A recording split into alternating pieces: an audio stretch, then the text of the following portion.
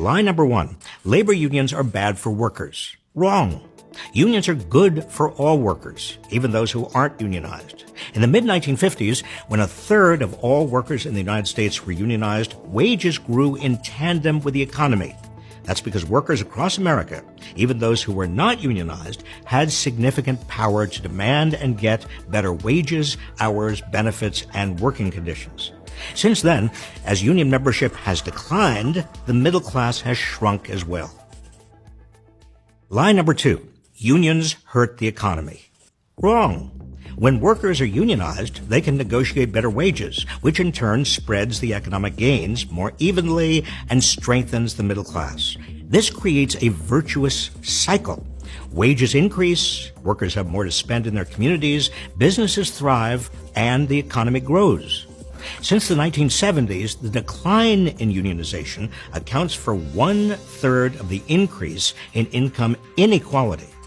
Without unions, wealth becomes concentrated at the top, and the gains don't trickle down to workers. Lie number three, labor unions are as powerful as big business. Wrong. Labor union membership in 2018 accounted for 10.5% of the American workforce, while large corporations account for almost 3/4 of the entire American economy. And when it comes to political power, it's big business and small labor. In the 2018 midterms, labor unions contributed less than $70 million to parties and candidates, while big corporations and their political action committees contributed $1.6 billion. This enormous gulf between business and labor is a huge problem. It explains why most economic gains have been going to executives and shareholders rather than workers. But this doesn't have to be the case. Lie number four. Most unionized workers are in industries like steel and auto manufacturing. Wrong again. Although industrial unions are still vitally important to workers, the largest part of the unionized workforce is workers in the professional and service sectors, retail, restaurant, hotel, hospital, teachers, which comprise 59% of all workers represented by a union. And these workers benefit from being in a union. In 2018, unionized service workers earned a median wage of $802 a week. Non-unionized service workers made an average $261 less. That's almost a third less.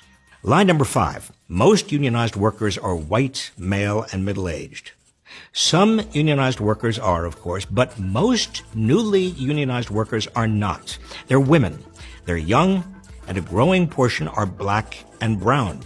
In fact, it's through the power of unions that people who had been historically marginalized in the American economy because of their race, ethnicity, or gender are now gaining economic ground. In 2018, women who were in unions earned 21% more than non-unionized women. And African Americans who were unionized earned nearly 20% more than African Americans who were non-unionized. Don't believe the corporate lies.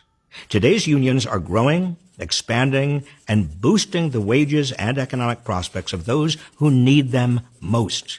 They're good for workers and good for America.